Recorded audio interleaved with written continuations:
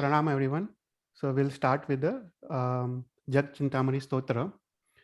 So let's start with Mangalacharan. Namo Ariyantaram, Namo Siddhanam, Namo Ayariyanam, Namo Uvajjayanam, Namo Loe Savva Sahunam, Eso Panchanamukaro Savva Pava Parasano, Mangalarancha Savve Sim Paramam Havai Mangalam. राग द्वेष विजेतारं ज्ञातारं विश्ववस्तुना शक्रपूज्य गिरामेशं तीर्थे संस्कृतिमानये पन्नगे च सुरेन्द्रे च कौशिके पाद संस्कृते निर्विशेष मनस्काय श्रीवीरस्वामिने नमः। अज्ञानं तिमिरान्धानां ज्ञानजननी शलाकया नेत्रम् उन्मिलितं येन तस्मै श्रीगुरुवे नमः। तो this is our third lecture of Jag Chintamani Stotra. तो पहले दो लेक्चर में हमने जग चिंतामणि स्तोत्र की 3 गाथा का अर्थ देखा था। तो हम ब्रीफली रिवाइज कर देते हैं पहले 3 गाथा का अर्थ, और आज हम will move forward and will look at the earth of the next 2 गाथास। तो हमने लास्ट टाइम हमने देखा कि जग चिंतामणि स्तोत्र, तो ये स्तोत्र की रचना भगवान महावीर के प्रथम गणधर श्री गुरु गौतम स्वामी ने की है। और ये स्तोत्र जो प्रातः जो हम राई प्रतिक्रमण करते हैं, जो आवश्यक क्रिया है, उसमें हम ये स्तोत्र बोलते हैं। इसलिए उसका दूसरा नाम प्रभातिक चैत्यवंदन या प्रबोध चैत्यवंदन भी है। तो ये स्तोत्र शास्त्र में ऐसा उल्लेख मिलता है कि जब गुरु गौतम स्वामी अष्टापद पर्वत पर पहुंचे, अपनी जो चारण लब्धि थी, वो लब्धि से जब अष्टापद पर्वत पर पहुंचे, तब उन्होंने भरत चक्रवर्ती द्वारा 24 जिन प्रतिमाओं को देखा और वहां पे उनका वंदन किया। तब वो भाव विभोर हो गए और उन्होंने वहां पे अष्टापद पर्वत पर उन्होंने ये जग चिंतामणि स्तोत्र की रचना की। तो इस स्तोत्र में 5 गाथा है। जो पहली गाथा है उसमें अष्टापद पर्वत पर जो 24 जिन प्रतिमा है, उसको 9 विशेषणों द्वारा उसकी स्तवना की गई है। दूसरी गाथा में उत्कृष्ट से 170 दैट इज 170 तीर्थंकर परमात्मा, 9 करोड़ केवली भगवंत और 9,000 करोड़ साधु भगवंत, उसको वंदन किया गया है। और वर्तमान काल में जो 20 विहरमान तीर्थंकर भगवान है, 2 करोड़ केवली भगवंत है और 2,000 करोड़ जो साधु भगवंत है, उसको वंदन किया गया है। फिर तीसरी गाथा में जो 5 तीर्थ है, अपने जो शत्रुंजय, गिरनार आदि जो 5 तीर्थ है, वो तीर्थ में विराजमान जो मूल नायक भगवान है, उसको वंदन किया गया है। और चौथी गाथा में इस समस्त 14 राजलोक में जो भी शाश्वत जिन चैत्य है, जो शाश्वत जिन तीर्थ है, उसके नंबर संख्या बता के उसको वंदन किया गया है। और लास्ट गाथा 5th गाथा में इस शाश्वत जिन चैत्य में जो भी शाश्वत जिन प्रतिमा है, जो भी जिन बिंब है, उसकी संख्या बता के उसको वंदन किया गया है। तो हम पहले 3 गाथा का अर्थ हम ब्रीफली देख लेते हैं, उसके बाद will move forward to 4th and 5th गाथा। तो पहली गाथा है इच्छा कारण संधि से भगवान चैत्यवंदन करु इच्छम जग चिंतामणि जगनाह जग गुरु जग रखना जग बंधव जग सत्तावा जग भावी वियक्षण 28 संठवीय रुव कम्मट्ट विरासना 24 संपी जिनवना जयंतु अपड़िय सासरा। तो हमने लास्ट टाइम देखा कि हम कोई भी धर्म की शुरुआत गुरु आज्ञा और गुरु के प्रति अपना विनय, उससे धर्म की शुरुआत होती है। तो इसलिए यहाँ पे गुरु गौतम स्वामी ने भी भगवान की आज्ञा ली है। सो इच्छा कारण संधि से भगवान चैत्यवंदन करूं, हे भगवान आपकी इच्छा हो तो मैं चैत्यवंदन नाम का अनुष्ठान मैं कर सकता हूं। तो यहाँ पे हमने देखा था कि ये चीज इतनी महत्वपूर्ण है अपने जैन धर्म में। तो इसको इच्छाकार समाचारी बोलते हैं। तो इच्छाकार समाचारी मतलब अपनी कोई इच्छा नहीं है, गुरु की आज्ञा ही अपनी इच्छा है, तो उसको इच्छाकार समाचारी बोलते हैं। तो ये प्रथम लाइन से इच्छाकार समाचारी का पालन होता है। उसके बाद जो 9 विशेषण है, उसके द्वारा जो 24 जिन प्रतिमा को गौतम स्वामी ने स्तवना और वंदन किया है। तो ये 9 विशेषण कौन से हैं, हम ब्रीफली देख लेते हैं। तो पहला विशेषण है जग चिंतामणि। तो भगवान कैसे है? तो भगवान चिंतामणि रत्न के समान है। तो चिंतामणि रत्न एक ऐसा रत्न है कि चिंतन मात्र से ही इच्छित फल की प्राप्ति होती है। उसी प्रकार जो भी भव्य जीव तीर्थंकर परमात्मा अरिहंत परमात्मा को वंदन पूजन नमस्कार आदि करता है भक्ति भाव पूर्वक, उससे उसको लाभांतराय कर्म का संयोक्षम होता है और सकल जो मनोवांछित कार्य उसके पूर्ण होते हैं और परंपरा से मोक्ष की प्राप्ति होती है। तो भगवान कैसे है, जगत के भव्य जीवों के लिए वो चिंतामणि रत्न समान है। फिर दूसरा विशेषण देखा, भगवान कैसे है, भगवान नाथ है। नाथ मतलब जो किसी का रक्षण करता है, आश्रय देता है, उसको नाथ कहते हैं। तो यहाँ पे जो भव्य जीव है और भव्य जीव में भी जो लघुकर्मी जीव है, जो निकट में मोक्ष जाने वाले हैं, उसके लिए भगवान नाथ है कि भगवान योगक्षेम करने वाले हैं। योगक्षेम का अर्थ हमने देखा था कि जो चीज हमारे पास नहीं हो वो चीज प्राप्त कराते हैं, उसको योग कहते हैं, और जो चीज हमारे पास हो उसको रक्षण कहते हैं, उसको क्षेम करते हैं। तो भगवान हमको मोक्ष मार्ग प्रदान करते हैं, और जो जीव मोक्ष मार्ग में चल रहे हैं उस पे जो भी विघ्न आते, अंतराय आते, उसको दूर करते हैं। तो भगवान भव्य जीव और भव्य जीव में भी लघुकर्मी जीव के लिए नाथ समान है। फिर उसके बाद थर्ड विशेषण हमने देखा, भगवान कैसे है, भगवान जगत के गुरु है। गुरु का अर्थ हमने देखा था कि जो मिथ्यात्व रूपी अंधकार से उठा के हमको ज्ञान रूपी प्रकाश की तरफ ले जाए, उसको गुरु कहते हैं। तो यहाँ पे गुरु गौतम स्वामी ने भगवान को लोकोत्तर गुरु की उपमा दी है। जो हमने देखा लौकिक गुरु, जो 36 गुण से जो आचार्य भगवान थे, वो लौकिक गुरु है, पर भगवान लोकोत्तर गुरु है। हमने देखा कि आदिश्वर भगवान ने 18 कोड़ाकोरी सागरोपम जितना काल जब पसार हुआ इस अवसर पीढ़ी में, तब धर्म तीर्थ की स्थापना की, और तब मोक्ष मार्ग, मोक्ष के द्वार खुले, और तब से मोक्ष मार्ग प्रारंभ हुआ। और उसके बाद असंख्य पाठ परंपरा तक, अजितनाथ भगवान तक असंख्य जीवों ने वो मोक्ष मार्ग की आराधना करके वो मोक्ष पहुंचे। तो ये सब प्रताप और प्रभाव अरिहंत परमात्मा का है। तो भगवान को जगत गुरु की उपमा दी गई है। फिर उसके बाद फोर्थ विशेषण है जग रक्षण। भगवान कैसे है कि जगत के जो षटकाय जीव है, पृथ्वी काय, अपकाय, तेवकाय, वावकाय, वनस्पति काय और त्रसकाय, उन षटकाय जीवों के लिए भगवान रक्षणहार है। तो भगवान कैसे रक्षा करते हैं, तो 3 प्रकार से रक्षा करते हैं। पहले तो जो जो जीव दुर्गति में जो पड़ता है उसको उठा के सदगति तरफ ले जाते हैं अपने उपदेश द्वारा। फिर दूसरा, जो सांसारिक जीव आरंभ समारंभ की क्रिया करता है भौतिक सुख के लिए, वो काफी षटकाय जीवों की हिंसा करता है। तो भगवान अपने 34 अतिशय युक्त वाणी से अहिंसा की प्रचंड उद्घोषणा करते हैं और उस प्रकार से षटकाय जीवों की रक्षा करते हैं। और थर्ड, भगवान हमको कर्म बंध से मुक्त कराते हैं। भगवान हमको रत्नत्रयी देते हैं, सम्यक दर्शन, ज्ञान रूप चारित्र रूप धर्म मार्ग दिखाते हैं, और हमको कर्म मुक्त से, कर्म मैल से मुक्त करा के हमको मोक्ष तरफ ले जाते हैं। तो उस तरह से 3 प्रकार से भगवान अपनी रक्षा करते हैं।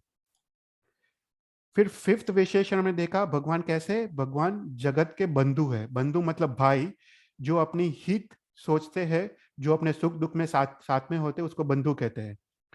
तो जब हमारा जब कर्म का उदय आता है, जब असाता वेदनीय कर्म का उदय आता है, तो वो कर्म का उदय तो कोई कोई भी रोक नहीं सकता है। पर वो कर्म के उदय में जो हमको चित्त की समाधि, जो शांति की प्राप्ति होती है, और जो कर्म का उदय हमको कर्म के अशाता रूप नहीं पर कर्म के क्षय रूप जो लगता है, वो सब प्रभाव अरिहंत परमात्मा का है। तो उस प्रकार भगवान जगत के बंधु समान है, भाई समान है। फिर सिक्स्थ विशेषण देखा, भगवान कैसे है, भगवान जगत के सार्थवा है। तो सार्थ का अर्थ है मुसाफर का समूह, जो एक स्थान से दूसरे स्थान जो जाता है। और सार्थवा मतलब वो मुसाफर के समूह का नेता, जो सार्थ को रक्षण करता है, जो उचित सामग्री, खाने की सामग्री, वस्त्र आदि जो प्रोवाइड करता है, उसको सार्थवा कहते हैं। तो भगवान को यहाँ पे सार्थवा की उपमा दी गई है। तो भगवान जो भी मोक्ष मार्ग में चलते हैं, तो मोक्ष मार्ग में जो भी विघ्न आते हैं वो विघ्न को दूर करते हैं, और बाह्य और अभ्यंतर विकास के लिए जो भी सामग्री हमको चाहिए, जैसे सदगुरु योग, शास्त्र आदि, वो सब भगवान हमको प्रोवाइड करते हैं। तो भगवान सार्थवा का समान है। फिर उसके बाद 7वां विशेषण है, भगवान कैसे, जगह भाव वियक्षण। जो सद द्रव्यात्मक जो यूनिवर्स है, यहाँ पे जगत का अर्थ है सद्द्रव्यात्मक जो विश्व है उसमें जीवास्तिकाय, धर्मास्तिकाय, अधर्मास्तिकाय, आकाशास्तिकाय, पुद्गलास्तिकाय और कार द्रव्य, जो ये शत द्रव्यात्मक जो यूनिवर्स है उसको भगवान जानते हैं, और मात्र जानते नहीं है पर उसको उसको प्ररूपणा करते हैं। तो भगवान द्वादशांगी देते हैं, त्रिपदी देते हैं, और उससे गंधर्व भगवान द्वादशांगी की रचना करते हैं। तो भगवान कैसे जगत के भाव को जानते हैं और जानने के बाद उसको प्ररूपणा करते हैं। फिर उसके बाद 28वीं 28वीं हुआ, तो हमने देखा था कि जो जो अष्टापद पर्वत है उसमें जो 24 जिन प्रतिमा है उसकी स्थापना भरत चक्रवर्ती ने की। और इसकी विशेषता ये है कि जो 24 जिन प्रतिमा है वो भगवान के रूप से मिलती है। तो तो भगवान का जो ओरिजिनल स्वरूप है उस स्वरूप में ये 24 जिन प्रतिमा है। तो 28वीं 28वीं रूह। और अस्तापद पर्वत एक ऐसा तीर्थ है जो सिर्फ चरम शरीर वो तीर्थ को जा सकता है, मतलब जो वो भव में मोक्ष जाने वाला हो वही वो अस्तापद तीर्थ पे जाके भगवान का दर्शन कर सकता है। तो गुरु गौतम स्वामी वो चरम शरीरी है और वो अस्तापद तीर्थ पे जाके यहाँ पे वो जग चिंतामणि स्तोत्र की रचना करते हैं। फिर उसके बाद जो 8th विशेषण है वो कम्मट्ट विनाशन, मतलब भगवान कैसे है, आठों 8 प्रकार के कर्मों को विनाश जिसने किया हो। जो 158 टाइप्स ऑफ उत्तर प्रकृति है वो सभी उत्तर प्रकृति को जिसने विनाश किया हो, ऐसे कम्मट्ट विनाशन। 24 जिनवन जयंतु, ऐसे 24 जिनेश्वर भगवंत तो तुम जयवंते वर्तो। और जो 9th विशेषण है वो है अपड़ीय शासन। भगवान का शासन कैसा है, जो त्रिकाला बाधित है, जो कोई भी धर्म कोई भी मत उसका खंडन नहीं कर सकता है। वो भूत भविष्य और वर्तमान में उसको कोई कोई भी बाधा नहीं है। तो उसको उसका शासन अपरिय शासन मतलब अप्रतिहत शासन है। तो ऐसे 9 विशेषणों से युक्त जो 24 जिनेश्वर भगवान है अष्टापद पर्वत पर, उसको मैं वंदन करता हूँ। तो ये था फर्स्ट गाथा का अर्थ। फिर उसके बाद हमने सेकंड गाथा का मीनिंग देखा था। कम्म भूमिम पन्म संगयरी उक्को सय सत्तरी सय जिनवरंत वीरंत लभई नव कोड़ीम केवलीन कोड़ी सहस्र नव साव गमई संपई जिन विष कोड़ी भ्यूम विष कोड़ी वर्णाण। तो जो 15 कर्म भूमि है उसमें 5 भरत, 5 ऐरावत और 5 महाविद है, जहाँ पे कर्म रूपी आचार हो, जहाँ पे असीम असी कृषि, जहाँ पे ये 63 सलाह का पुरुष जो 24 तीर्थंकर परमात्मा है, चक्रवर्ती है, वासुदेव आदि जन्म लेते हो, जहाँ पे तप संयम आराधना रूप, जहाँ पे मोक्ष मार्ग खुला हो, उसको कर्म भूमि बोलते हैं।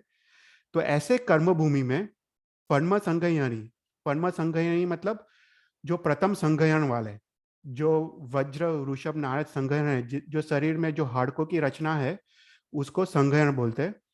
तो जो प्रथम संगयन वाले ऐसे उत्कृष्ट से 170, जो अजितनाथ भगवान और शांतिनाथ भगवान के समय में 170 तीर्थंकर भगवान विहरमान थे। 9 करोड़ केवली भगवंत और 9,000 करोड़ साधु भगवंत। तो उत्कृष्ट से उनको वंदन किया गया है। और संपई जिनावरा मतलब सांप्रतिक काल मतलब वर्तमान काल। वर्तमान वर्तमान काल में जो 20 विहरमान तीर्थंकर परमात्मा है जो अभी महाविद्य क्षेत्र में है, जो 2 करोड़ केवली भगवंत है और 2,000 करोड़ साधु भगवंत है, उसको वंदन किया गया है।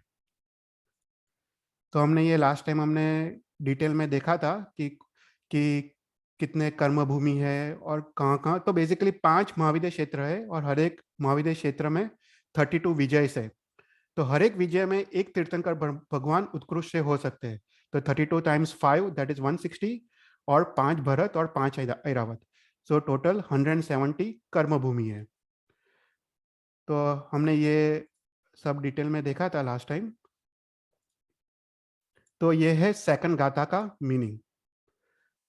फिर थर्ड गाथा हमने देखा था कि जो 5 जो तीर्थ है, जो गुरु गौतम स्वामी ने वो 5 तीर्थ का उल्लेख करके वो 5 तीर्थ में जो जो मूल नायक भगवान है उसको वंदन किया गया है। तो 5 तीर्थ कौन से हैं? जयु सामिय ऋष संतुंजी उज्जिंती पौ नैमी जिना जयु वीर सच्चौरी मंडन भरु अच्छाई मुनिस्वय मुरिपास दुआ दूरिया खंडन अवर विधेम तित्तयरा चियुम दिसी विदेशी जिम केवी तियाना गए संपैया वंदु जिना सव्वेवी। तो यहाँ पे इंटरेस्टिंग फैक्ट वो है कि उस समय भी ये पंच तीर्थ की जो यात्रा होती थी उस समय भी वो प्रख्यात थी। हम आज भी हम जब इंडिया जाते हैं तो हम पंच तीर्थ करके आते हैं। तो ये सूत्र दिखाता है कि गुरु गौतम स्वामी ने 5 तीर्थ का उल्लेख किया है। उसका मतलब ये है कि उस समय भी लोग पंच तीर्थ करते थे। तो पंच तीर्थ उस समय भी उतनी ही फेमस थी। तो ये 5 तीर्थ कौन से हैं? तो पहला हमने देखा कि शत्रुंजय गिरी पर्वत पे जो आदिनाथ भगवान है उसको वंदन किया गया है, राइट। तो ऋषभ संतुन जी मतलब शत्रुंजय पर्वत पर आदिनाथ भगवान को वंदन किया है। फिर दूसरे तीर्थ में जो गिरनार पर्वत है, गिरनार पर्वत जो जूनागढ़ में आया है उसका दूसरा नाम शास्त्र में उज्जैन गिरी या रैवत गिरी से नाम से प्रसिद्ध था। उस पे नेमिनाथ भगवान के 3 कल्याणक है, दीक्षा कल्याणक, केवल ज्ञान कल्याणक और निर्वाण कल्याणक। तो गिरनार पर्वत पर विराजमान अरिष्ट नेमी भगवान को वंदन किया गया है। फिर जो थर्ड तीर्थ है वो साचोर या सत्यपुरी गांव में महावीर जो महावीर स्वामी भगवान है उसको वंदन किया गया है। तो ये सत्यपुरी जो गांव है वो राजस्थान में है और वो एक प्राचीन काल में काफी समृद्ध एक गांव होता था। और उसमें भगवान महावीर के निर्वाण के बाद 670 ईयर्स के बाद श्री आचार्य जगजीत सूरी ने यहाँ पे भगवान महावीर की मूर्ति स्थापित की थी। और उसके बाद शास्त्र में उल्लेख मिलता है कि अलाउद्दीन खिलजी ने इस तीर्थ का भंग किया और मूर्ति को खंडित किया और मूर्ति वो अपने साथ दिल्ली ले गया। और यहाँ पे जो ब्रह्म शांति यक्ष थे, भगवान महावीर के यक्ष, वो हजरा हजूर थे। उसके कारण ये तीर्थ बहुत प्रसिद्ध था। पर ये खंडन होने के बाद वो तीर्थ का महिमा वो घटता गया और अभी भी ये तीर्थ राजस्थान में है, पर अभी वो इतना प्रसिद्ध नहीं है। पर उस समय ये काफी प्रसिद्ध तीर्थ था, इसलिए ये तीर्थ का उल्लेख जग चिंतामणि स्तोत्र में गुरु गौतम स्वामी ने किया है। उसके बाद जो चौथा तीर्थ है वो भरूच भरूच में मुनीश्वर स्वामी का तीर्थ है। तो ये जो भरूच में मुनीश्वर स्वामी का जो तीर्थ है वो भी बहुत प्रसिद्ध तीर्थ है। और उसमें शास्त्र में उल्लेख मिलता है ललित विस्तार ग्रंथ में कि भगवान मुनीश्वर स्वामी एक घोड़े अपने पुराने भव के मित्र एक घोड़े को प्रतिबोध करने के लिए भरूच पहुंचे थे और यहाँ पे अश्व को घोड़े को सम्यक दर्शन की प्राप्ति हुई थी। तो इसलिए इसका नाम ये तीर्थ का नाम अश्वबोध तीर्थ रखा गया था वो मुनीश्वर भगवान के समय में। उसके बाद जैसे काल आगे बढ़ता गया ये तीर्थ जीर्ण होते गया। उसके बाद सिंहल राजा की पुत्री सुदर्शना ने ये तीर्थ का जीर्णोद्धार किया और उसका नाम शकुनिका विहार रखा गया। उसके बाद विक्रमादित्य राजा ने स्वयं इस तीर्थ का जीर्णोद्धार किया विक्रम की 14वें वर्ष में। और उसके बाद कलिकाल सर्वज्ञ हेमचंद्राचार्य ने कुमारपाल राजा द्वारा इस तीर्थ का जीर्णोद्धार कराया। तो ये तीर्थ काफी साल तक अस्तित्व में था।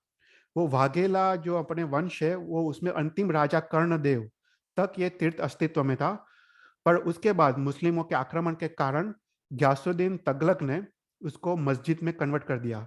तो अभी जो भरूच में जो जुम्मा मस्जिद है जो बहुत पॉपुलर है, भरूच अगर तुम गए हो तो जुम्मा मस्जिद है वो बेसिकली अपना ये मुनीश्वर स्वामी का तीर्थ है। वो जुम्मा मस्जिद को देख के ही आपको पता चल जाएगा कि एक जमाने में ये तीर्थ था अपना। तो ये भी मुस्लिमों के आक्रमण के कारण ये तीर्थ भी कन्वर्ट हो गया। और जो लास्ट तीर्थ है वो मथुरा मथुरा में पार्श्वनाथ भगवान का तीर्थ था। जो अत्यंत प्राचीन तीर्थ था वो स्वयं जम्बू स्वामी जो अपने लास्ट केवली भगवंत इस अवसरपनी काल के, उन्होंने यहाँ पे 527 स्तंभों वाला एक तीर्थ बनाया था। 527 जो प्रभववादी जो चोर थे उन्होंने 527 लोगों ने जम्बू स्वामी के अंडर दीक्षा ली थी।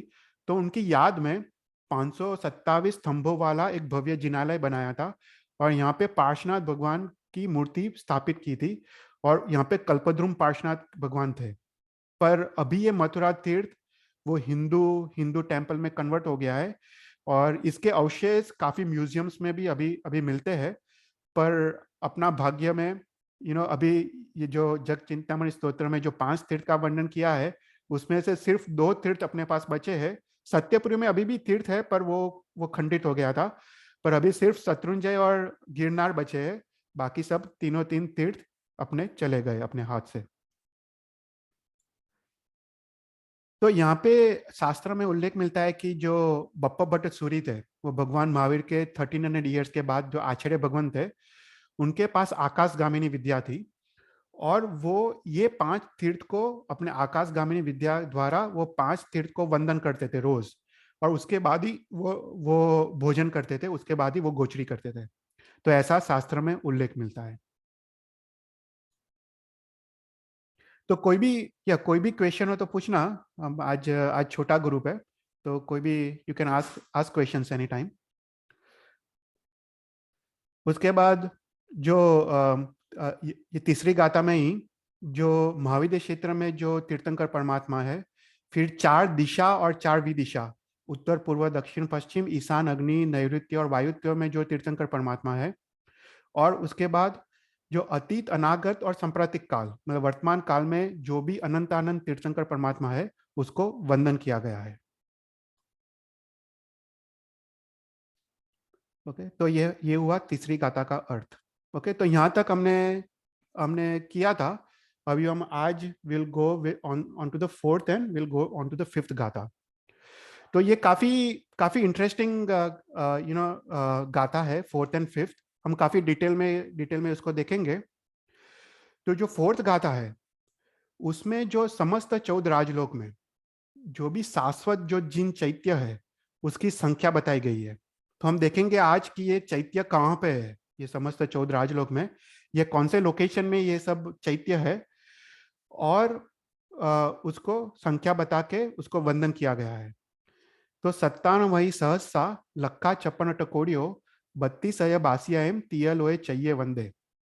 तो यहाँ पे बताया है कि समस्त 14 राजलोक में 8 करोड़ 57 lakhs 282 शाश्वत जिन चैत्य है।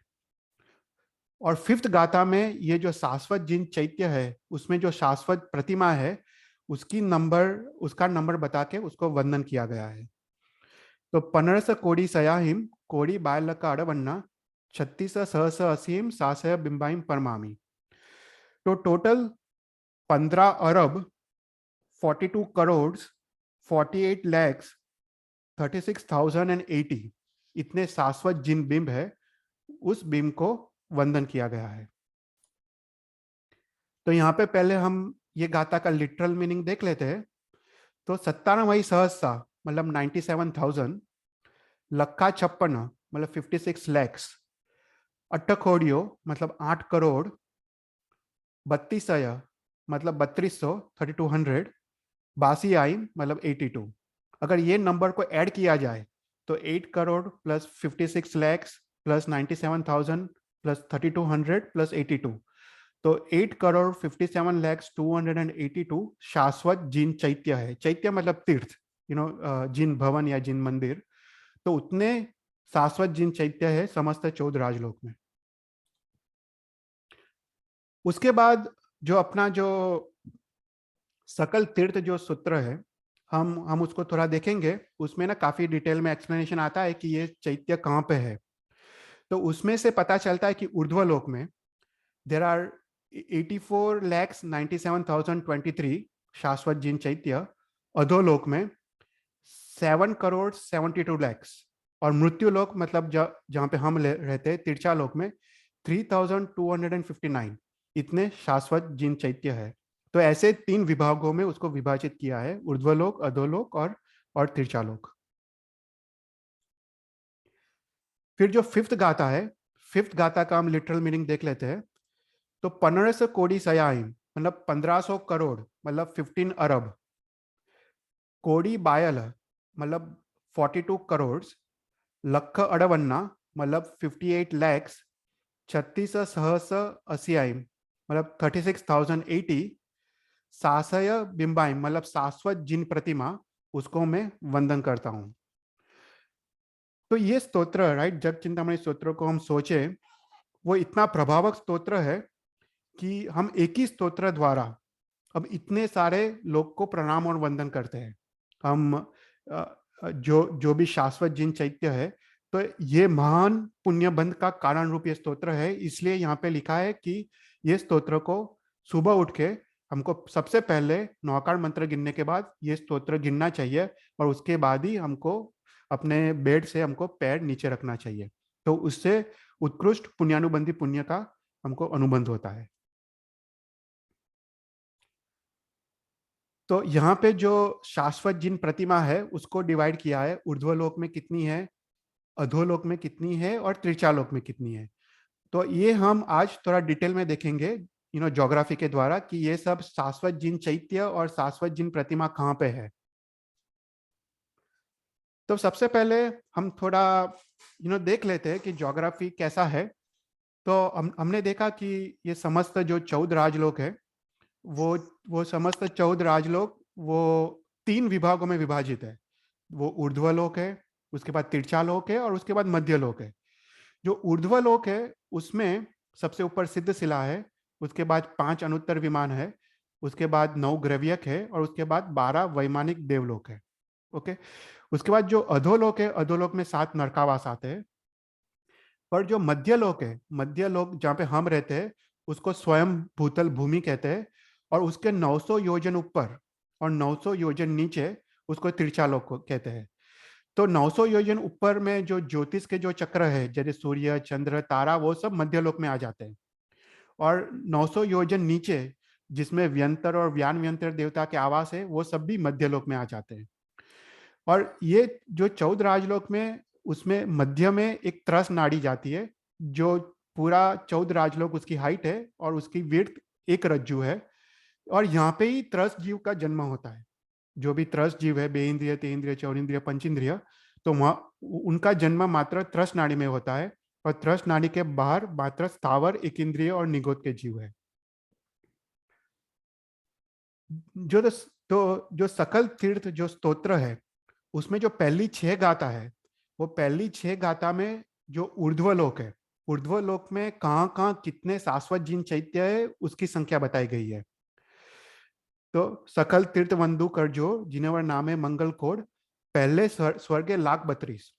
तो जो पहला जो वैमानिक देवलोक है, जो स्वधर्मा, उसमें कितने शाश्वत जिन चैत्य है, 32 लैक्स। ओके। बीजे लाख 28 कया, मतलब सेकंड देवलोक में जो ईशान देवलोक है, उसमें 28 लैक्स। त्रिजे 12 लाख सदया, त्रिजे देवलोक में 12 लैक्स। तो ऐसे करके जो समस्त 12 वैमानिक देवलोक, 9 ग्रेवियक और 5 अनुत्तर में कितने शाश्वत जिन चैत्य है उसकी संख्या बताई गई है। तो जो पहला देवलोक है सौधर्मा, उसमें 32 लैक्स है। दूसरा जो ईशान है उसमें 28 लैक्स। थर्ड सनत कुमार, उसमें 12 लैक्स। फोर्थ महेंद्र, उसमें 8 लाख। फिफ्थ ब्रह्मलोक, उसमें 4 लाख। सिक्स लांतक, उसमें 50,000।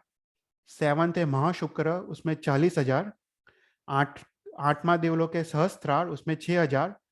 9 10 मतलब आनत और प्रणात में 400। 11 12 मतलब आरण और अच्युत में 300। उसके बाद 9 ग्रेवियक मिला के 318, और 5 अनुत्तर मिला के 5। तो ऐसे शाश्वत जिन चैत्य है। तो पूरे ऊर्ध्वलोक में 84,97,023 इतने शाश्वत जिन चैत्य है। तो हम अगर देवलोक का सोचे, राइट, तो देवलोक में जैसे प्रथम सौधर्मा जो देवलोक है, उसमें हमने देखा कि देर आर 32 लैक्स शाश्वत जिन चैत्य। तो वही पहले देवलोक सौधर्मा देवलोक में देर आर 32 लैक्स देवताओं के विमान। ओके। तो हर एक विमान में एक शाश्वत जिन चैत्य है। ओके। तो सेकंड में ईशान में देर आर 28 लैक्स देवताओं के विमान, और हर एक विमान में एक शाश्वत जिन चैत्य है। तो अभी देवता के बारे में हम थोड़ा बात करते हैं कि देवता का जन्म उनका ना फूल की सैया में होता है। उसका उनको उत्पात जन्म बोलते हैं। उनको मनुष्य जैसा उनका उनका गर्भावास नहीं होता है। उनको एक अंतर मुहूर्त में वो 6 पर्याप्ति पूर्ण करते हैं, और उसके बाद उनका शरीर 16 वर्ष के नवयुवान की तरह हो जाता है। और उनका शरीर मृत्यु तक, वो 16 वर्ष के नवयुवान तक उनका शरीर ऐसा का ऐसा रहता है। उनका जो पुण्य है वो इतना प्रचंड होता है, इतना उत्कृष्ट होता है कि उनको इच्छा मात्र से ही, मन के चिंतन मात्र से ही उनको वस्त्र, अलंकार, खाने की चीजें सब कुछ प्राप्त हो जाती है। तो इतने सब पुण्य के बीच में, इतने सब भोग की सामग्री के बीच में, अगर देवता सावधान न रहे, अगर अगर देवता आसक्त हो जाए, तो दूसरे भाव में उनको एक इंद्रिय का भी भाव मिल सकता है, बे इंद्रिय, ते इंद्रिय, तिर्यंश का भी भाव मिल सकता है। अगर जो देवता भगवान की भक्ति में, जिन भक्ति में वो शामिल होता है, प्रभु प्रभु के पांच पंच कल्याणक जो जो महोत्सव आदि करता है, वो दूसरे भाव में उनको मनुष्य जन्म मिल सकता है और संयम जीवन भी मिल सकता है, और वो मोक्ष भी जा सकते हैं। तो इसलिए ये जो 12 वैमानिक देवलोक है, तो हर एक देवता के विमान में एक शाश्वत जिन चैत्य है। तो ये जिन चैत्य अनादिकालीन है, वो शाश्वत है, वो किसी ने इसकी स्थापना नहीं की है। वो अनादिकाल पहले भी था और अनादिकाल तक वो रहेगा। ओके। तो तो भगवान के पूजन आदि के लिए, देवता को अपने कर्म का मैल धोने के लिए, हर एक विमान में एक शाश्वत जिन चैत्य है। तो हम देखते हैं कि ये शाश्वत जिन चैत्य कैसा है। तो उसका डिस्क्रिप्शन शास्त्र में आता है कि हर एक जिन चैत्य 100 योजन लंबा, 50 योजन उसकी विड्थ है और 72 योजन उसकी हाइट है। ओके। तो अगर हम इसका नॉर्मल किलोमीटर्स में कन्वर्ट किया जाए, तो हर एक जिन भवन 1200 kilometres by 600 kilometres by 864 kilometres, इतना इतना बड़ा एक जिन भवन है। मतलब जो अपना एक कंट्री होता है ना, उतना उतना बड़ा एक जिन भवन है। तो इतने बड़े बड़े देवलोक में इतने बड़े बड़े जिन भवन है। तो ये जिन भवन कैसे है, तो उसका काफी अच्छा डिस्क्रिप्शन शास्त्र में मिलता है। तो ये जिन भवन वो सुवर्ण, रत्न आदि का बना हुआ होता है। और ये जिन भवन में ना 3 दिशा में 3 द्वार होते हैं। तो पूर्व दिशा में, उत्तर दिशा में और दक्षिण दिशा में। तो 3 दिशा में 3 द्वार होते हैं, पश्चिम में नहीं होता है। ओके। पश्चिम के अलावा और 3 दिशा में 3 द्वार होते हैं। और हर एक द्वार पे 6 स्थान होते हैं। तो हर एक द्वार के पास एक मुख मंडप होता है। मुख मंडप मतलब जहाँ पे लोग तैयार होते हैं। फिर एक रंग रंग मंडप होता है। रंग मतलब जहाँ पे लोग बैठ के नाटक आदि देखते हैं, उसको रंग मंडप बोलते हैं, प्रेक्षागृह। फिर हर एक द्वार के पास एक मणिमय पीठिका होती है। मणिमय पीठिका के ऊपर एक चौमुखी प्रतिमा होती है, समोसरण के रूप में। तो तो हर एक द्वार पे एक मणिमय पीठिका होती है और चौमुखी भगवान की प्रतिमा होती है। और हर एक प्रतिमा 500 धनुष्य की होती है। तो ये जो शाश्वती जिन प्रतिमा है, वो ऊर्ध्वलोक में हो, मध्यलोक में हो, या तिरछालोक में हो, या अधोलोक में हो, वो सभी 500 धनुष की होती है। उसके बाद एक अशोक वृक्ष की पीठिका होती है, जहाँ पे 8 योजन ऊंचा अशोक वृक्ष होता है। उसके बाद एक ध्वज की पीठिका होती है, जहाँ पे 16 योजन ऊंचा इंद्र ध्वज होता है।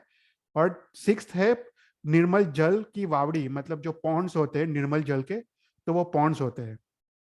तो अगेन हर एक देव विमान में एक शाश्वत जिन चैत्य है। हर एक जिन चैत्य 100 योजन बाई 50 योजन बाई 72 योजन बड़ा है। हर एक जिन भवन के 3 द्वार होते हैं पश्चिम के अलावा। और हर एक द्वार पे ये 6 स्थान होते हैं। तो हर एक द्वार पे एक चौमुखी प्रतिमा होती है। तो देर आर 3 द्वार। तो 4 × 3, दैट इज 4×3 12। तो 12 शाश्वती जिन प्रतिमा होती है, ये सब द्वार पे। और उसके बाद जो मुख्य घबारा है देरासर का, वहां पे एक मणिमय पीठिका होती है। और इस मणिमय पीठिका में 27 चौमुखी की प्रतिमा होती है। ओके। तो 27 × 4 दैट इज 108। तो जो मुख्य घबारा में 108 शाश्वती जिन प्रतिमा होती है, और द्वार पे 12। तो 108 + 12 दैट इज 120 शाश्वती जिन प्रतिमा हर एक जिन चैत्य में। उसके बाद जो हर एक जो विमान है देवताओं का विमान, उसमें 5 सभा होती है। सभा मतलब हॉल्स, असेंबली हॉल्स होते हैं ना, उसको सभा बोलते हैं। तो उसमें एक उत्पात सभा होती है। उत्पात सभा मतलब जहाँ पे देवताओं का जन्म होता है। फिर अभिषेक सभा, जहाँ पे अभिषेक आदि होता है, अलंकार सभा जहाँ पे लोग तैयार होते हैं, व्यवसाय सभा जहाँ पे वो कार्रवाई वो सिटी का जो भी देवता का जो भी एडमिनिस्ट्रेशन होता है वो व्यवसाय सभा है, और स्वधर्मा सभा जहाँ पे स्वधर्मेंद्र या इंद्र महाराज बैठते हैं। तो ऐसे 5 सभा होती है हर एक विमान में, और हर एक सभा में अगेन 3 द्वार होते हैं। पश्चिम के अलावा देर आर 3 द्वार्स, और हर एक द्वार पे ये 6 स्थान होते हैं, और हर एक द्वार पे एक चौमुखी प्रतिमा होती है। ओके, तो 5 सभा मतलब 5 असेंबली हॉल्स, 5 असेंबली हॉल्स के 3 द्वार, तो 5 तारी 15, दैट इज 15 द्वार्स, और हर एक द्वार पे एक चौमुखी प्रतिमा, that is 15 times 4, that is 60, तो 60 चौमुखी प्रतिमा। तो हर एक वैमानिक देवलोक में पहले हमने देखा 120 प्लस 60, तो टोटल 180 शाश्वती जिन प्रतिमा होती है, दैट इज हर एक विमान में। ओके, कोई एनी क्वेश्चंस? तो जैसे Yeah, हाँ sorry. हाँ So, તમે what you so वो उसमें like who lives there? खाली देव होंगे या और कोई भी होता है like some other people? How many people? या तो यहाँ पे ऐसा होता है ना कि जैसे एक देवता का विमान होता है ना, शास्त्र हाँ. में ऐसा उल्लेख मिलता है कि ये विमान इतने बड़े बड़े होते हैं कि अपने भरत क्षेत्र से भी बड़े होते हैं एक विमान। Okay, Okay. So this are like massive. और फिर यहाँ पे ना सभी सभी तरह के देवता होते हैं। तो जैसे उसमें अभियोगिक देवता होते हैं जो नौकर चाकर देवता होते हैं, उसके बाद सभा के इनर असेंबली के देवता होते हैं, फिर पुलिस टाइप वो एडमिनिस्ट्रेशन अंगरक्षक देवता होते हैं, तो अलग अलग टाइप के देवता होते हैं। तो it's more like a city. जैसे अपना जो भरत क्षेत्र में अगर कोई सिटी ले लेना, तो हाँ. सिटी में कैसा होता है कि डिफरेंट असेंबली हॉल्स होते हैं, मतलब गवर्नमेंट बिल्डिंग्स। Right. वहां पे जैसे एक कोर्ट का बिल्डिंग होता है, एक फायर का बिल्डिंग होता है, एक लोकसभा राज्यसभा असेंबली हॉल्स होते हैं, सेनेट जो भी। तो हाँ. ऐसा ही व्यवस्था देवता के हर एक विमान में होता है। So, but there are no सब देव जैसे ही होते हैं, या या देवता या ही होते हैं, या देव या देवी देवता, या no ओनली देव। normal नो नो आत्मा और नो, कोई और नहीं ना, बिकॉज ये जो 12 वैमानिक देवलोक है उसमें सिर्फ देवता को ही जन्म मिलता है, उसमें नहीं तिर्यंच होता है, नहीं कोई मनुष्य होता है। Okay, so what would they do like सभी तो देवता है तो what would तो they do? या तो वहां पे भी अपने जैसा ही होता है, तो वहां पे भी ना, Oh. या मतलब वहां पे भी लोग अमुक देवता चोरी करते हैं, अमुक, Oh, या everything everything goes on over there. wow. या मतलब तो इसलिए तो Okay. अंगरक्षक देवता होते हैं, उसमें भी वो लोग कार्रवाई करते हैं, उसमें पनिशमेंट देते हैं, everything everything goes on over there.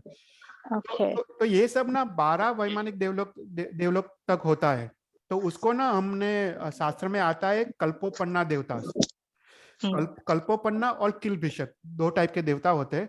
तो जो कल्पोपन्ना देवता होते हैं ना, उसमें उसमें ये सब पूरा जो अर्थ जैसा ही होता है, उसमें फाइटिंग्स भी होते हैं। एक देवता दूसरे देवता के साथ फाइट करते हैं, कोई कोई कोई मतलब स्त्री के कारण, राइट।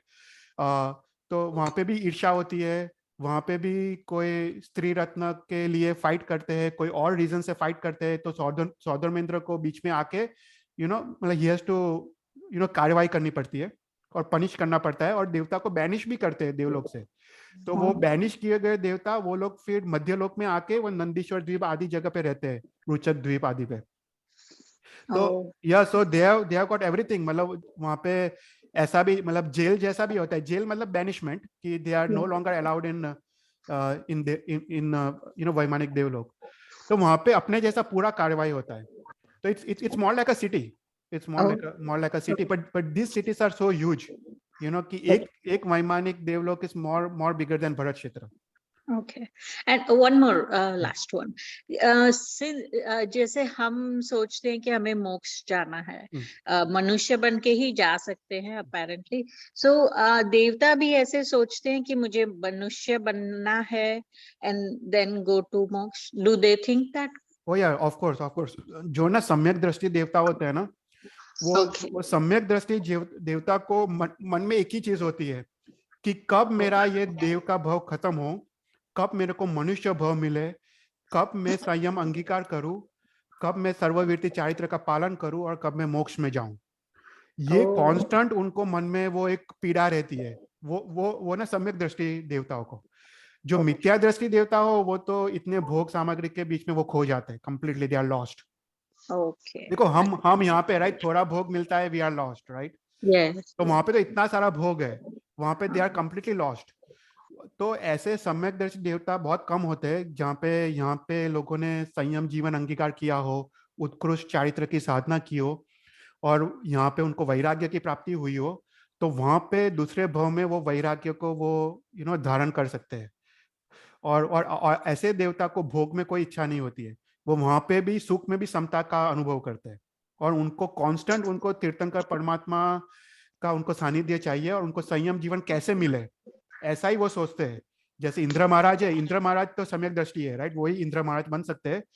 तो इंद्र महाराज के आंख में इतने आंसू आते हैं इतनी बार कि वो वही सोचते हैं कि कब मैं मनुष्य बनूं और कब मैं संयम अंगीकार करूं। ओके तो उनके भाव ऐसे होते हैं, पर वो कम होते हैं, सम्यक देवता बहुत कम होते हैं। ओके थैंक यू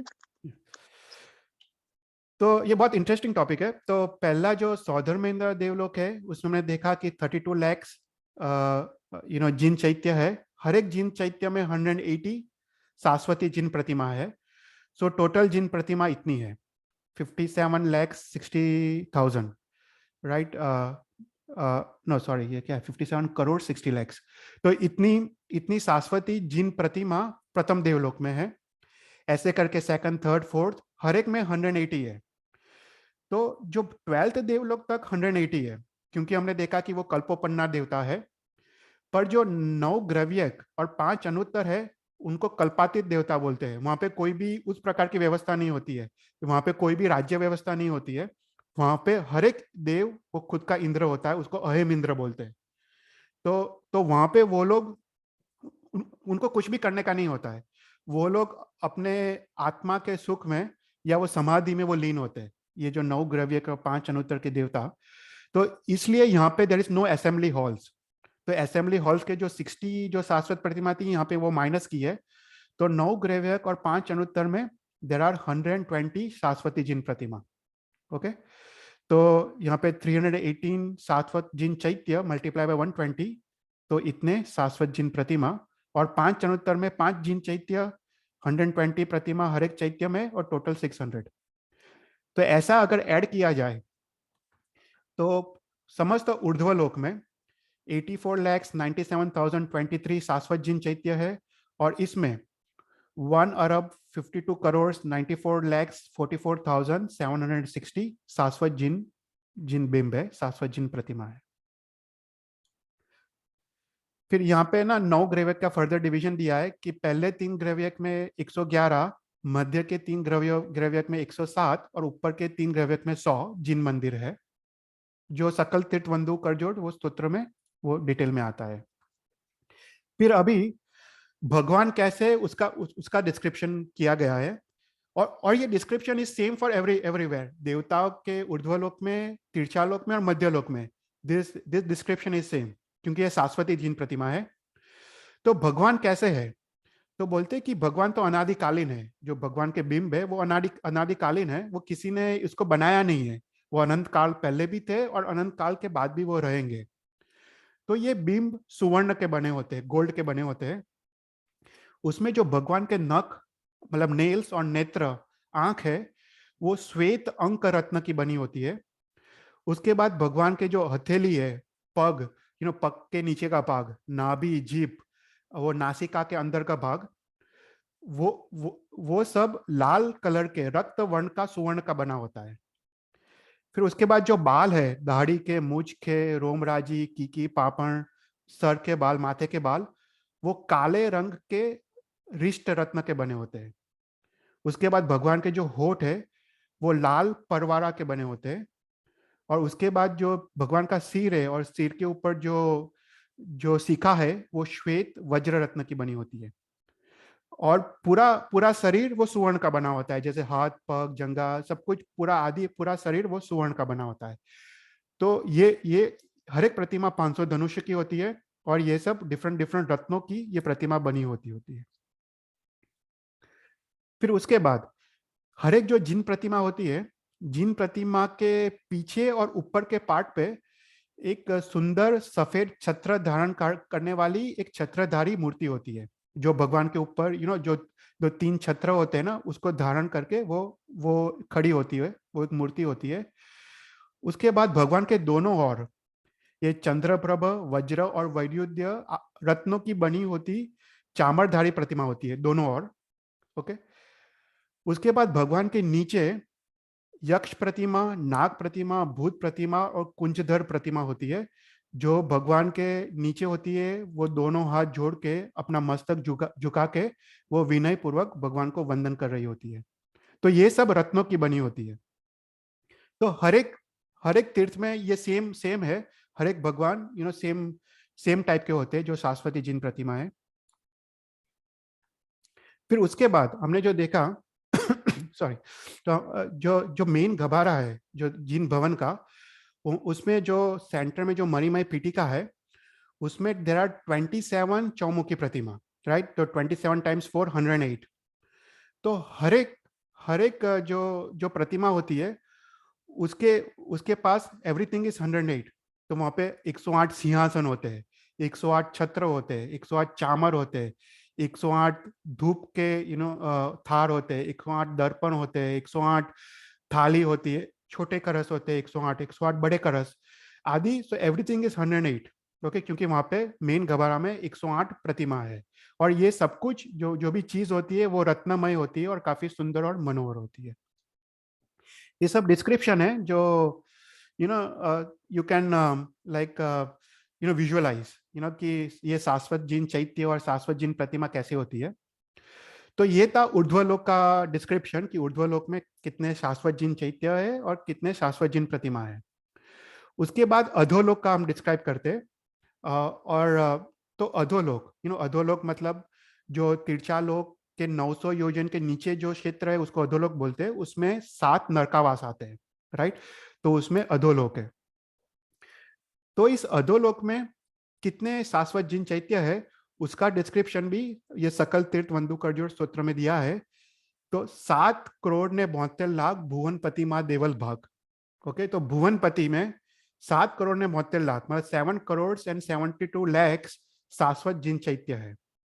180 बीम प्रमाण मतलब हर एक जिन चैत्य में देर आर 180 प्रतिमा। जो ऊर्ध्वलोक में हमने देखा वो सेम डिस्क्रिप्शन यहाँ पे है। सो हर एक जिन चैत्य में 180 जिन प्रतिमा होती है। 83 करोड़ 89 करोड़ 7 लाख वंदुकर्जोर मतलब टोटल होता है 13 अरब 89 करोड़ एंड 60 लैक्स। इतने शाश्वत जिन प्रतिमा है वो अधोलोक में। तो हम थोड़ा देख लेते हैं कि ये प्रतिमा कहाँ पे है। तो हमने जो भी मेरा तीर्थंकर क्लास थोड़ा अटेंड करता है उसको उसको थोड़ा बहुत पता होगा कि 7 नरकावास है। उसमें पहले रत्न प्रभा है, सरकरा प्रभा, वालुका प्रभा, राइट, आदि 7 नरकावास है। उसमें जो पहला नरकावास है रत्न प्रभा, वो रत्न प्रभा नरकावास में 10 भुवनपति देवता वो यहाँ पे रत्न प्रभा नरकावास में रहते हैं। ओके। बाकी जो 6 नरकावास में उसमें उसमें कोई देवता रहता नहीं है, पर सभी देवता प्रथम जो फर्स्ट नरकावास है वो वहां पे रहते हैं। जो ये फर्स्ट नरकावास है इट्स 180,000 योजन उसकी थिकनेस। ओके। तो हमने ये देखा था हमने तीर्थंकर क्लास में कि ये तिरछाल होके ये मेरू पर्वत है। मेरू पर्वत के नीचे प्रथम रत्न प्रभा नारकी है और उसके नीचे घनोदधि है। घनोदधि मतलब थिक लेयर ऑफ वाटर जो 20 योजन तक है। उसके बाद घनवात है मतलब थिक लेयर ऑफ एयर, और तनवात थिन लेयर ऑफ एयर। फिर उसके बाद आकाश आता है। उसके बाद दूसरा नरकावास आता है। उसके बाद सेम होता है घनोदधि, घनवात, तनवात, आकाश और थर्ड नरक। तो उसमें जो प्रथम नरक है that's what we are concerned about. तो ये प्रथम नरक है, इट्स 180,000 योजन थिकनेस है। इसमें जो सेंटर में ये अपनी भूमि है, सेंटर में मेरू पर्वत है। और मेरू पर्वत ना एक्चुअली 1000 योजन नीचे तक जाता है। यहाँ पे पिक्चर में दिखाया नहीं है पर इट गोज 1000 योजन नीचे तक जाता है। तो 1000 योजन 900 योजन तक वो तिरछालोक है। तो पहले देर इज एम्प्टी स्पेस मतलब शून्य पिंड बोलते हैं 10 योजन तक। उसके बाद 80 योजन तक व्यान व्यंतर देवता के आवास होते हैं। उसके बाद 10 योजन तक वापस शून्य पिंड है, एम्प्टी स्पेस। उसके बाद 800 योजन तक व्यंतर देवता के आवास होते हैं। उसके बाद वापस शून्य पिंड है। और उसके बाद देयर इज ऑल्टरनेट नरक प्रतर और भुवनपति के प्रतर। ओके, तो एक नरक भूमि होती है, उसके बाद भुवनपति का भूमि होती है, उसके बाद वापस नरक भूमि, वापस भुवनपति की भूमि, ऐसा करके देयर आर 13 नरक के प्रतर और 10 भुवनपति देवताओं के प्रतर। तो यहाँ पे देखे पहला नरक प्रतर, फिर असुर कुमार देवताओं के प्रतर, फिर नरक प्रतर, फिर नाग कुमार, नरक प्रतर सुवर्ण कुमार, नरक प्रतर विद्युत कुमार, नरक प्रतर अग्नि कुमार, नरक प्रतर द्वीप कुमार, नरक प्रतर उद्वती कुमार, नरक प्रतर दिशी कुमार, नरक प्रतर वायु कुमार, नरक प्रतर स्तनित कुमार, नरक प्रतर, और फिर लास्ट में शून्य पिंड और फिर नरक प्रतर। राइट, तो ये क्रॉस सेक्शन है पहले नरकावास में। तो उसमें जो भवनपति देवता है 10 टाइप्स, उसमें असुर कुमार से लेके ये स्तनित कुमार तक, तो उसमें कितने शाश्वत जिन चैत्य है उसकी संख्या बताई गई है। तो टोटल, तो जैसे हमने देखा कि ऊर्ध्वलोक में जो सौधर में देवलोक है उसमें 32 लाख देवताओं के विमान है। तो यहाँ पे जो भुवनपति है ना, उसको विमान नहीं बोलते, उसमें भुवन बोलते हैं। Right, it's the same concept. वहां पे हम विमान बोलते हैं क्योंकि वैमानिक देवलोक है, यहाँ पे हम भुवन बोलते हैं क्योंकि वो भुवनपति है। पर they are as big, they are as big, more bigger than Bharat Kshetra, each Bhuvan. Okay, तो ये जो 10 भुवनपति है उसमें 60 करोड़ ने 72 लाख, मतलब 7 करोड़ ने 72 लाख भुवन भुवन के आवास है। ओके, और हर एक भुवन के आवास में एक शाश्वत जिन चैत्य है। ओके, तो जैसे हमने देखा जो वैमानिक देवलोक था, तो वैमानिक देवलोक के जिन भुवन का वो डायमेंशंस कितने थे, वो 100 योजन लंबा था, 50 योजन विड्थ था और 72 योजन उसकी हाइट थी। पर जो भुवनपति के जो देवता है उसमें जो प्रथम जो प्रतर है असुर कुमार, असुर कुमार में जो शाश्वत जिन चैत्य है वो वैमानिक देवलोक से आधे है उसका हाइट। तो वो 50 योजन बाय 25 योजन बाय 36 योजन। ओके, वो प्रथम असुर कुमार देवता के भुवनपति के आवास में। उसके बाद जो दूसरे 9 भुवनपति है वो उससे भी आधे है। ओके, सो इट्स लाइक 25 योजन बाय 12.5 योजन बाय 18 योजन। This are still very very big dimensions. अगर किलोमीटर में कन्वर्ट किया जाए तो 300 kilometres by 150 kilometres by 216 kilometres, इतने बड़े बड़े जिन भुवन है। ओके, तो यहाँ पे भुवनपति के 10 जो टाइप से भुवनपति के देवता है उसमें कितने शाश्वत जिन चैत्य है और उसकी डायमेंशन कितनी है वो बताया गया है। पर उसका डिस्क्रिप्शन इज सेम एज वैमानिक देवलोक, कि जैसे हर एक भुवन में 3 द्वार होते हैं, हर एक द्वार में 6 स्थान होते हैं, पश्चिम के अलावा 3 द्वार होते हैं, और हर एक द्वार पे 6 स्थान होते हैं, और हर एक द्वार पे एक चौमुखी प्रतिमा होती है, और सेंटर में मणिमय पीठिका होती है, वहां पे 27 चौमुखी प्रतिमा होती है। और यहाँ पे भी ये भी कल्पोपन्ना देवता से, तो यहाँ पे भी राज्य व्यवस्था है। तो यहाँ पे भी 6 भवन है, नहीं सॉरी 5 सभा है, और 5 सभा में हर एक सभा में 3 द्वार है, और हर एक द्वार पे एक चौमुखी प्रतिमा है। तो उसी प्रकार में टोटल 180 जिन प्रतिमा है हर एक भवन में। ओके, तो यहाँ पे डिस्क्रिप्शन है, असुर निकाय में इतने शाश्वत जिन चैत्य है, उसमें हर एक चैत्य में 180 जिन प्रतिमा है, तो टोटल इतने जिन प्रतिमा है।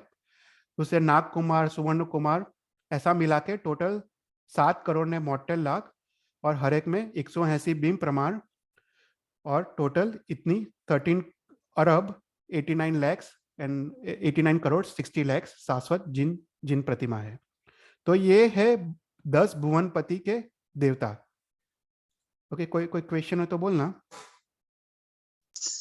यस, सो जो प्रतिमा होती है वो महावीर भगवान की या तीर्थंकर भगवान की होती है? नहीं वो, या that is very good question. जो प्रतिमा होती है ना वो सिर्फ 4 प्रतिमा होती है। उसमें वृषभ, वारिसेन, वर्धमान और चंद्रानन। ओके, तो ये क्या है कि ये प्रतिमा क्यों होती है? क्योंकि ना हर एक अवसरपिनी काल, उत्तरपिनी काल या कोई भी काल में, एनी पॉइंट ऑफ टाइम, ये चार तीर्थंकर अवश्य विहरमान होते हैं। ये चार तीर्थंकर, जैसे अभी ये अवसरपिनी काल में वर्धमान तो हो गए, ऋषभ भी हो गए, आदिनाथ, वर्धमान भी हो गए, उसके बाद चंद्रानंद भी हो गए और वारिशेन भी हो गए महावीर क्षेत्र में। तो कभी भी कोई भी पॉइंट ऑफ टाइम लो, ये चार तीर्थंकर अवश्य विहरमान होते हैं। इसलिए जो प्रतिमा होती है वो ये चार प्रतिमा ही होती है। तो जो भी शाश्वत जिन प्रतिमा है, जो 15 अरब, वो सभी ये चार भगवान की है। ओके, क्योंकि ये शाश्वत ही है, तो किसी ने उसकी स्थापना नहीं की है। तो आदेश्वर भगवान की प्रतिमा, मतलब ठीक है, ऋषभ नाम आ जाता है, पर जैसे अजितनाथ भगवान की प्रतिमा नहीं होती है कहीं पे। ये ओके, ये चार भगवान की, ये चार नाम वाली ही प्रतिमा होती है। Okay, okay. एंड देन जो हम जो हमारा एक कर्म जो हम बोलते हैं कि हम नरक में जाते हैं बिकॉज ऑफ कर्म, so we will go to that Bhuvanpati where नहीं नहीं नहीं where नहीं नहीं, our वो तो देवता का विषय है। भुवनपति भी देवता है। अगर हम बोलते हैं नरक में जाते हैं, तो नरक प्रतर में जाते हैं, जहाँ पे नारकी जीव रहते हैं ना। तो जैसे हम वापस जाए यहाँ पे ये डायग्राम में, तो जैसे ये सब, जैसे व्यंतर भी देवता का है, व्यान व्यंतर भी देवता है, फिर असुर okay. कुमार, नाग कुमार, जैसे धर्मेंद्र वो नाग कुमार है, राइट? तो वो सब देवता है, उसके लिए तो उत्कृष्ट पुण्य चाहिए, ये सब देवताओं के प्रतर में जाने के लिए। पर वैमानिक देवलोक से कम पुण्य, मतलब वैमानिक देवलोक में जाने के लिए तो बहुत उत्कृष्ट साधना करनी पड़ती है। यहाँ पे क्या कोई साधना में खामी रह गई हो, या सांसारिक काफी आसक्ति हो, और साधना में हम सिर्फ भौतिक सुख के लिए साधना करते हो, तो ये सब देवता के भाव मिलते हैं। Okay. पर जब But हम where नरक, could we be? या नरक में जाते, जो नरक प्रतर में जाते, दैट इज कम्प्लीटली डिफरेंट। ये जो Oh, असुर कुमार और नाग कुमार के बीच में जो नरक प्रतर है ना, हाँ. ऐसे 13 नरक प्रतर है, वो फर्स्ट रत्न प्रभा नरक में, तो वहां पे जाते हैं। Oh, तो okay. That is completely different. So वहाँ कोई भुवनपति नहीं होते हैं? नहीं, वहां पे भवनपति नहीं होता है, पर उसमें परमाधामी जो देवता होते हैं ना, वो आते हैं टॉर्चर करने के लिए। Okay, तो okay, वो परमाधामी भी ये भुवनपति के साथ ही रहते हैं। जैसे ये भुवनपति के आवास होते हैं ना, वहां पे परमाधामी के भी आवास होते हैं, तो okay. उनके साथ ही रहते हैं। पर दे ट्रैवल टू दिस नरक प्रतर, उसमें भुवनपति ट्रैवल नहीं करते, पर सिर्फ परमाधामी ट्रैवल करते फॉर योर एंजॉयमेंट। वो लोग Oh, नरक के जीवों को टॉर्चर करके उनको एंजॉयमेंट मिलता है, तो इसलिए दे ट्रैवल टू दिस नरक प्रतर्स। okay, okay. पर Got भुवनपति जनरली नहीं जाते। जनरली कोई अपवाद रूप में कुछ हो तो जाते हैं, पर जनरली नहीं जाते। Okay, okay. That's it. या तो इसमें हमने देखा कि जो जो 10 भुवनपति है, उसकी संख्या बताई गई है। पर शास्त्र में जो व्यंतर है, व्यान व्यंतर है, और जो ज्योतिष के देवता है, उसकी संख्या शास्त्र में नहीं बताई गई है। क्यों? उसका कारण ऐसा है कि वहां पे असंख्य असंख्य शाश्वत जिन चैत्य है, असंख्य। अभी हम ज्योतिष चक्र ले ले, तो there are infinite stars, infinite planets, everything is infinite. Infinite मतलब असंख्य, सॉरी, इनफाइनाइट नहीं, अनंत नहीं, सॉरी, असंख्य। तो यहाँ पे ज्योतिष के भी असंख्य जिन मंदिर है, और व्यंतर और व्यान व्यंतर के आवासों में भी असंख्य जिन मंदिर है जो शाश्वत है। तो कहीं पे भी शास्त्र में इसका उल्लेख नहीं आता है काउंट में, क्योंकि इट इज काउंटलेस। तो वहां पे भी शाश्वत जिन चैत्य है ज्योतिष में, व्यंतर और व्यान व्यंतर के आवासों में, पर उसकी उसकी हमने काउंट काउंट में हमने इंक्लूड नहीं किया है। सो दैट इज व्हाट शास्त्र में ऐसा उल्लेख मिलता है। ओके, तो कितना टाइम हुआ? या तो आई थिंक हम अभी, आई थिंक 9:35 हो गए, तो हम अभी स्टॉप करते हैं। फिर नेक्स्ट क्लास में तीर्थालोक में, तो तीर्थालोक में ये काफी इंटरेस्टिंग टॉपिक है कि अपने जम्बू द्वीप में, अपने भरत क्षेत्र में कहाँ कहाँ शाश्वत जिन चैत्य है। वो पूरा इसमें तो पूरा एक क्लास जाएगा, क्योंकि मेरे को ज्योग्राफिकली बताना है कि ये हर एक जिन चैत्य कहाँ पे लोकेटेड है, जम्बू द्वीप में कहाँ पे है, लवण समुद्र में कहाँ पे है। तो इसमें हम थोड़ा फ्रेश माइंड से सुनना पड़ेगा। पर जस्ट ये गाथा जो सकल तीर्थ में आती है 3259, सो टोटल 32,000, 3,259 शाश्वत जिन चैत्य, मतलब बहुत कम है तीर्थालोक में। तो तीर्थलोक में इतने शाश्वत जिन चैत्य है और हर एक जिन चैत्य में 120 होते हैं, तो टोटल देर आर 3,91,320 जिन प्रतिमा है। तो ये अपने तीर्थलोक में है। हम वो डिटेल में नेक्स्ट टाइम देखेंगे कि कहाँ कहाँ ये शाश्वत जिन चैत्य है और शाश्वत जिन प्रतिमा है। तो नेक्स्ट क्लास में वी विल एंड जग चिंतामणि स्तोत्र। पर मेरे को ये काफी डिटेल में लेना था ये टॉपिक, क्योंकि वेरी इंटरेस्टिंग टॉपिक है। तो आपको जब स्तोत्र गिनो तो you can visualise, when you are speaking this, you can visualise और भाव से गिन सकते हो। ओके, तो आज हम यहाँ पे स्टॉप करते हैं। कोई भी क्वेश्चन हो तो you can ask. One more question, Chetalbhai. Jain Chaitya એટલે કોણ? Like what is that? चैत्य मतलब तीर्थ। Jain. चैत्य Oh, Chaitya. या चैत्य मतलब मंदिर या तीर्थ। Okay. Okay. Thank you. या तीर्थ, तीर्थ मतलब जैसे अपने दो टाइप के तीर्थ होते हैं, राइट? एक स्थावर तीर्थ होता है, एक जंगम तीर्थ होता है। जो स्थावर तीर्थ मतलब जैसे शत्रुंजय, पालिताना, शंखेश्वर, वो सब स्थावर तीर्थ है। स्थावर मतलब स्टेशनरी तीर्थ। और जो जंगम तीर्थ है मतलब साधु साध्वी। मतलब तीर्थ तीर्थ किसको कहते हैं, राइट? गुजराती में एक फेमस लाइन है, तारे ते तीर्थ, जो हमको बहुत समुद्र से हमको बाहर निकालता है, हमको मोक्ष तरफ ले जाते हैं, उसको तीर्थ कहते हैं। तो ये जो कोई भी क्षेत्र और काल में, राइट, जहाँ पे अरिहंत भगवान, जहाँ पे स्वयं वो विहरमान नहीं हो, तो वो क्षेत्र और काल में जिन आगम और जिन बीम वो आधार बन जाते हैं मोक्ष के लिए, राइट? एक जिन आगम वो अपने शास्त्र है, और जिन बीम जो अपनी प्रतिमा है वो एक आधार बन जाते हैं। और इस जिन बिंब मतलब जिन प्रतिमा को जो धारण करता है उसको तीर्थ कहते हैं। ओके, तो उसको बेसिकली या चैत्य कहते हैं या तीर्थ कहते हैं। Thank you. कोई और क्वेश्चंस? ચેતલભાઈ, જય હા. જિનેન્દ્ર. હા. ક્વેશ્ચન હતો, જે તમે ભરૂચનું કીધું ને, તો એ શક્તિકા વિહાર તો દેરાસર છે, right? Is it not the same one? એ છે ને, મતલબ એ છે ને જે સાંપ્રતિક કાલીન જે દેરાસર છે, જે મુનીશ્વર સ્વામીની જે સાંપ્રતિક કાલીન મૂર્તિ છે, ખબર છે ભરૂચમાં? એ છે ને મૂર્તિ પછી આવી છે, એવું છે. એ છે ને જે ઓરિજિનલ જે મૂર્તિની વાત કરે છે ને, એ મુનીશ્વર સ્વામી વખતની મૂર્તિ હતી. પણ આ જે મૂર્તિ છે એ સંપ્રતિ મહારાજા એની પ્રતિષ્ઠા કરી હતી, અને પછી એ લોકોએ એ તીર્થ બનાવ્યું. એટલે અત્યારે એ તીર્થ આપણે ઘણું જૂનું તીર્થ છે, 2000 વર્ષ જૂનું તીર્થ છે મુનીશ્વર સ્વામીનું. So that is also there. પણ આ જે આ લોકો જે વાત કરે છે ને, એ નથી. એ છે ને જે ગૌતમ સ્વામીએ જે વર્ણન કર્યું છે, એ મુનીશ્વર સ્વામીનું જે અશ્વબોધ તીર્થ છે, એ તીર્થ તો મુસ્લિમોએ કબજે કરી લીધું. ઉતારી તો મેં આજે સ્ટોરી વાંચી અશ્વબોધ.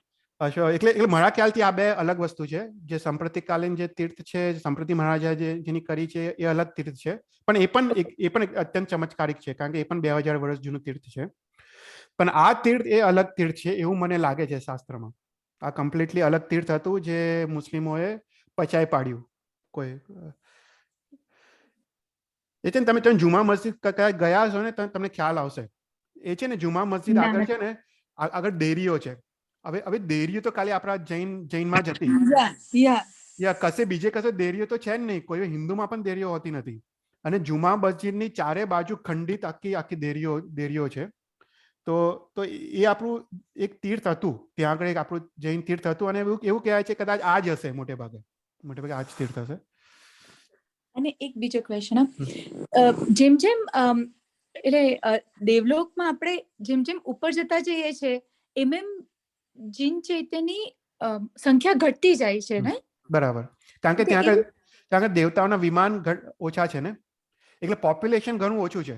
જો જેવી રીતે પહેલા વૈમાનિક દેવલોકમાં જવાનું ઇઝીયર છે, સેકન્ડ વૈમાનિક દેવલોકમાં જવાનું એનાથી અઘરું છે. Harder, right? એટલે એકદમ ઓછી. એટલે જે 9 ગ્રેવિયકમાં તો કેટલા ઓછા છે, 5 નોતરમાં તો માત્ર 5 જીન ચૈત્ય છે. અચ્છા, ઓકે. એટલે 5 જ ખાલી જીન ચૈત્ય છે. 5 જ જીન ચૈત્ય છે. અને દેવતાના વિમાન પણ ઓછા છે ને, એટલે ઉત્પત્તિના સ્થાન પણ ઓછા છે, એટલે લેસ પોપ્યુલેશન. દેવતાઓનો. પણ આ બહુ સરસ લીધું હા. જગચિંતામણી સાથે સકલ તીર્થ બહુ મજા હા, આવી ગઈ. સકલ તીર્થ બધું ભેગું બહુ કરી જ દીધું. મસ્ત. હા, એટલે તો જ આપણને ખબર પડે ને. અને એવરીથિંગ મેચેસ, એવરીથિંગ મેચેસ. એટલે તમે જગ ચિંતામણીમાં જે સંખ્યા આપી છે અને સકલ તીર્થમાં, સકલ તીર્થ આપણે જીવ વિજય મહારાજ સાહેબે રચ્યું છે, પણ એનું તમે એડ કરો અને જગ ચિંતામણીમાં જે ગૌતમ સ્વામીએ સંખ્યા આપી છે બધું મેચ થાય છે. લાસ્ટમાં તમે આપણે જોઈશું everything matches, everything matches. Super, very nice, thank you. Any more questions? સારું, ઓકે. તો આપણે નોકાર ગણીને મંગલાચરણ કરીએ. નમો અરિયંતારમ, નમો સિદ્ધારમ, નમો આયર્યમ, નમો ઉજ્જાયનમ, નમો લોય સૌ સાવરમ, એસો પંચ નમકારો, સૌ પાપણાસો, મંગલાંચ સવસિમ, પરમે મંગલમ. જીન આજ્ઞા વિરુદ્ધ બોલાયું હોય તો મિચ્છામિ. Thank you. ખૂબ ખૂબ અનુમોદના ચૈતનભાઈ. થેન્ક જય યુ. જિનેન્દ્ર. જય જિનેન્દ્ર. જય